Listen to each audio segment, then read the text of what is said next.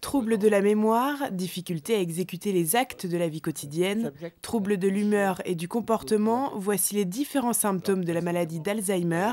Plus de 35 millions de personnes dans le monde sont atteintes de cette pathologie. 700 chercheurs, médecins et autres professionnels se sont réunis lors d'un congrès international pour s'attaquer à cet énorme enjeu de santé publique. Ce qu'on fait, nous, on n'invente pas les nouvelles molécules, mais on regarde si elles marchent, notamment quand on les donne à nos patients, à nos malades.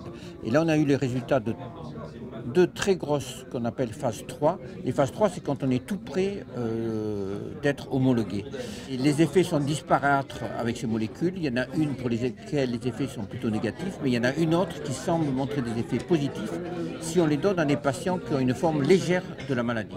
Même si aucun médicament curatif n'existe encore aujourd'hui, la prise en charge non médicamenteuse est essentielle pour freiner l'évolution de la maladie.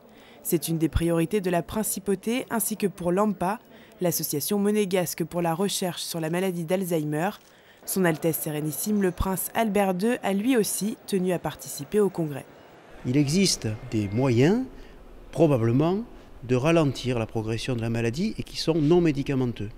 L'activité physique régulière, un bon état nutritionnel, bon contrôle du taux de cholestérol, bon contrôle de l'hypertension artérielle, pratiquer des ateliers mémoire, avoir un lien social riche. Toutes ces mesures sont scientifiquement à l'étude et il est en cours d'être démontré qu'elles sont utiles pour ralentir l'évolution de la maladie. Les dernières avancées ont également prouvé qu'il était possible de détecter la maladie d'Alzheimer chez un patient avant qu'il n'en développe les symptômes. Les laboratoires du monde entier se mobilisent pour tenter de trouver de nouvelles molécules qui pourraient vaincre définitivement la maladie.